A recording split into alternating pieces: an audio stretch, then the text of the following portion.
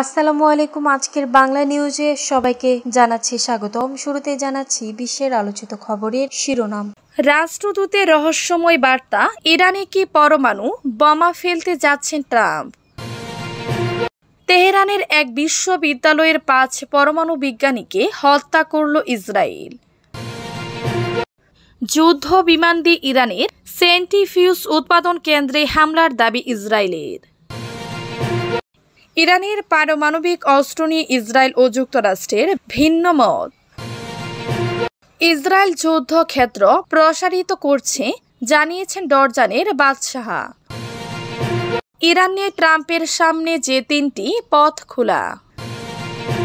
এতক্ষণ শুনছিলেন বিশ্ব আলোচিত খবরের সংবাদ শিরোনাম। এবার বিস্তারিত। আমাদের খবরটি যদি ভালো লেগে থাকে অবশ্যই লাইক, কমেন্ট, শেয়ার করতে ভুলবেন না। রাষ্ট্রদূতের রহস্যময় বার্তা, ইরানে কি পরমাণু বোমা ফেলতে যাচ্ছেন ট্রাম্প। একটি টেক্সট মেসেজের স্ক্রিনশট শেয়ার করেছেন মার্কিন প্রেসিডেন্ট ডোনাল্ড ট্রাম্প। তিনি উল্লেখ করেছেন এটি তাকে পাঠিয়েছেন তার ইসরায়েলি দূত মাইক হাকাবি। বার্তাটি ধর্মীয় ইঙ্গিতপূর্ণ, সেই সঙ্গে বার্তাটি ইঙ্গিত দেয় যে ট্রাম্প একটি বড় সিদ্ধান্তের মুখোমুখি। তবে কি সেই বড় সিদ্ধান্ত তা পরিষ্কার বোঝা যায়নি ওই বার্তায়, কেননা তাতে সুনির্দিষ্ট কোনো বিস্তারিত তথ্যেরও উল্লেখ করা হয়নি। বার্তাটি এমন অনেক কণ্ঠস্বর আপনার সঙ্গে কথা বলছে স্যার, কিন্তু মাত্র একটি কণ্ঠস্বরই গুরুত্বপূর্ণ, তার এইচআইএস কণ্ঠস্বর। এখানে তার বলতে ঈশ্বরকে বোঝানো হয়েছে। উল্লেখ্য, হাকাবি একজন ধর্মপ্রাণ খ্রিস্টান ও ইহুদিবাদী। টেক্সটের বাকি অংশে তিনি লিখেছেন, আমরা জীবদ্দশায় কোনো প্রেসিডেন্ট এমন অবস্থানে ছিলেন না যেমন আপনি আছেন 1945 সালে ট্রুম্যানের পর থেকে কেউ না। আমি আপনাকে কিছু বোঝাতে এই কথা বলছি না, শুধু উৎসাহ দিতে চাই। আমি বিশ্বাস করি আপনি স্বর্গ থেকে নির্দেশ পাবেন এবং সেই কণ্ঠস্বর আমরা বা অন্য যে কারো চেয়ে অনেক বেশি গুরুত্বপূর্ণ। প্রসঙ্গত, সাবেক প্রেসিডেন্ট হ্যারি ট্রুম্যান দ্বিতীয় বিশ্বযুদ্ধের শেষের দিকে জাপানের উপর পারমাণবিক বোমা ফেলার অনুমোদন দিয়েছেন। তবে কি হাকাবি সেই রকম কোনো ইঙ্গিত দিলেন? তথ্যসূত্র Times of Israel, Jerusalem Post হারিং। তেহরানের এক বিশ্ববিদ্যালয়ে 5 পরমাণু বিজ্ঞানীকে হত্যা করল ইসরায়েল। দুজন নয়, একটি বিশ্ববিদ্যালয়ে 5 জন পরমাণু বিজ্ঞানীকে হত্যা করেছে ইসরায়েলি প্রতিরক্ষা বাহিনী। সেই শিক্ষা প্রতিষ্ঠানের নাম শহীদ বেহেশতি বিশ্ববিদ্যালয়। এটির অবস্থান ইরানের রাজধানী তেহরানের আল বুরজ পর্বতমালার পাদদেশে। হত্যাকাণ্ডের শিকার ওই 5 অধ্যাপক দেশটির পরমাণু গবেষণা প্রকল্পের সঙ্গে দীর্ঘদিন ধরে জড়িত ছিলেন।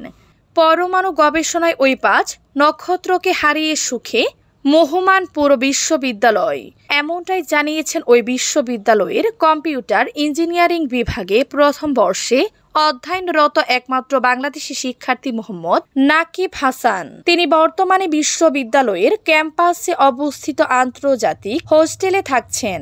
তার সঙ্গে কথা হয় প্রথম আলোর এই প্রতিবেদকের। তেহরান থেকে টেলিফোনে তিনি জানান, একসঙ্গে একজন অধ্যাপককে হারিয়ে সুখে মুসুরে পড়েছেন বিশ্ববিদ্যালয়ের শিক্ষক, শিক্ষার্থী, কর্মকর্তা, কর্মচারীরা।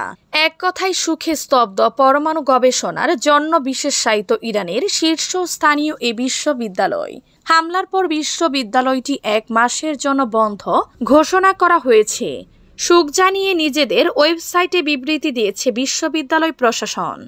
যুদ্ধ বিমান দিয়ে ইরানের সেন্ট্রিফিউজ উৎপাদন কেন্দ্রে হামলার দাবি ইসরায়েলের। ইসরায়েলি সামরিক বাহিনী দাবি করেছে তার 50টিরও বেশি যুদ্ধ বিমান দিয়ে ইরানে হামলা চালিয়েছে। হামলার লক্ষ্যবস্তু ছিল ইরানের সেন্ট্রিফিউজ উৎপাদন কেন্দ্র সহ একাধিক অস্ত্র উৎপাদন কেন্দ্র। খবর আল জাজিরার। টেলিগ্রামে পোস্ট করা এক বিবৃতিতে ইসরায়েলের সামরিক বাহিনী বলে, সুনির্দিষ্ট গোয়েন্দা নির্দেশনার ভিত্তিতে এই হামলা চালানো হয়।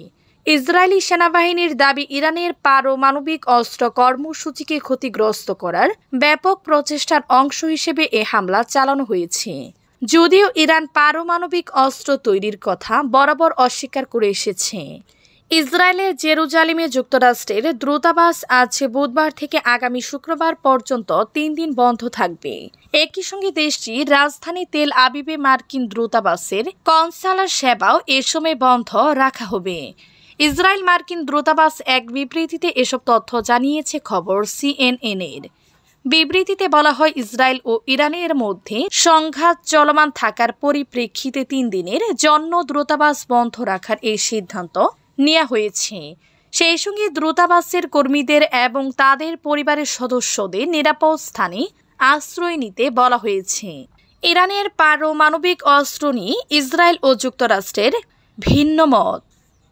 ইসরায়েল গত সপ্তাহে ইরানি নজিরবিহীন হামলা শুরুর সময় দাবি করেছিল তেহরান পারমাণবিক অস্ত্র তৈরির দ্বার প্রান্তে।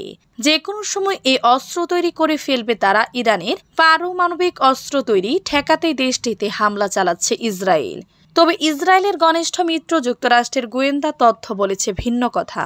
মার্কিন গোয়েন্দা পর্যবেক্ষণ অনুযায়ী ইরান পারমাণবিক অস্ত্র তৈরির মতো অবস্থায় নেই। শুধু তাই নয়, পারমাণবিক অস্ত্র তৈরি করতে তেহরানের অন্তত 3 বছর লাগবে।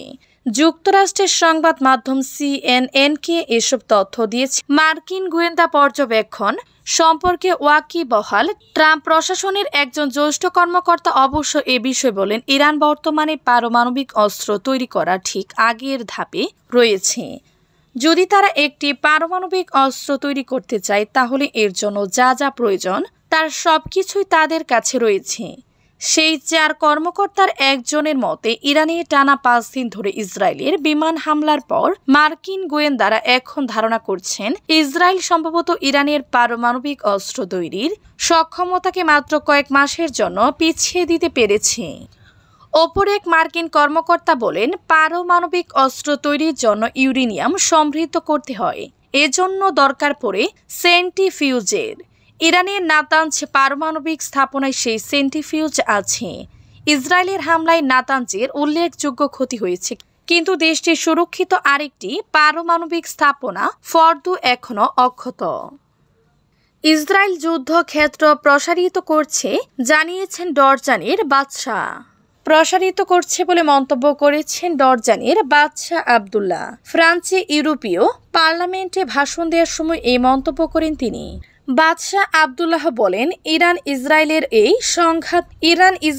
এই সংঘাত বিশ্বের জন্য হুমকি স্বরূপ। তিনি আরও বলেন, ইরান ইসরায়েল যুদ্ধ কোন পর্যায়ে গিয়ে শেষ হবে তা বলা যাচ্ছে না। যুদ্ধ থামাতে হবে, তবে তবে ইসরায়েলের অপরাধের দায় বিশ্ব নেতৃত্বের উপর পড়বে বলে মন্তব্য করেন তিনি। সূত্র ফ্রান্স 24। ইরান নিয়ে ট্রাম্পের সামনে যে 3টি পথ খোলা। যুক্তরাষ্ট্রের প্রেসিডেন্ট ডোনাল্ড ট্রাম্প কখনো ইরান ইসরায়েলের হামলায় জোরালো সমর্থন জানাচ্ছে, কখনো তিনি নিজের এই অবস্থান থেকে দূরে সরে যাচ্ছেন, আবার কিছু সময় পর আবারও সমর্থনে ফিরে আসছেন। ইরান ইসরায়েল সংঘাত নিয়ে তার এই দ্বিধাদ্বন্দ্ব তার অবস্থানকে অস্পষ্ট করে তুলেছে। সংঘাত যতই বাড়ছে ততই অনিশ্চয়তা তৈরি হচ্ছে। এদিকে ইসরায়েলের প্রধানমন্ত্রী বেনিয়ামিন নেতানিয়াহু বলেছেন, এসব হামলা যুক্তরাষ্ট্রের সঙ্গে পুরোপুরি সমন্বয় করেই চালানো হয়েছে।